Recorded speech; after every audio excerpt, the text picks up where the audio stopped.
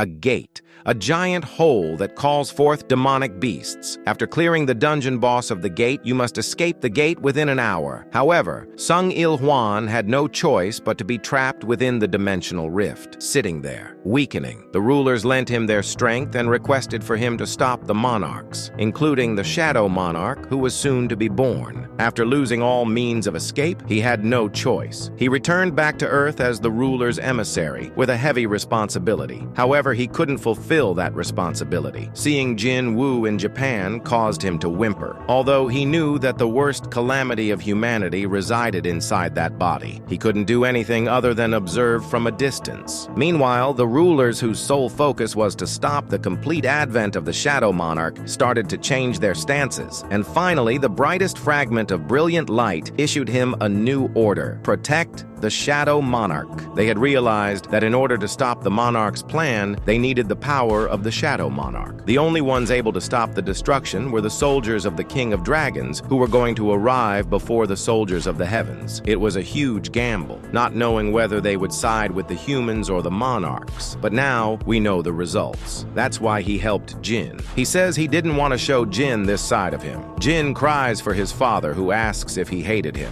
Jin confirms, and Sung Il-hwan apologizes. Jin says that when he first started out as a hunter, when he was at death's door, when he barely survived to see Mom and Jinna again, his father appeared in his mind, and he always hated him whenever it happened. But he also missed him. What about you? Jin asks. Il-hwan looks up as Jin asks if he missed him. Know them. Tears flood as he says he missed them all the time. Even though he couldn't see him, he was happy about the fact that he was able to see Jin from afar. Taking a foot, he stands and hugs Jin, telling him he's grown well. Jin-Woo cries and balls a fist as he asks if it's the rulers that are controlling him and throwing him away. But Il-hwan responds that they simply gave him an opportunity to make a choice. He chose to protect him, and he doesn't regret a single thing about it. Jin's hand opens, and he hugs his father again as he fades, saying he wanted to talk more. He wanted to stay with him longer. He apologizes for not being a great father and shatters before Jin. Holding the air, he clenches his fist and screams through the city. Meanwhile, in the apartment, Kyung-hee names Jinna and invites her to move, saying she feels like they can move now. Tears stream while Jin screams at the monarchs, telling them they will definitely pay the price for what happened today. This arc continues.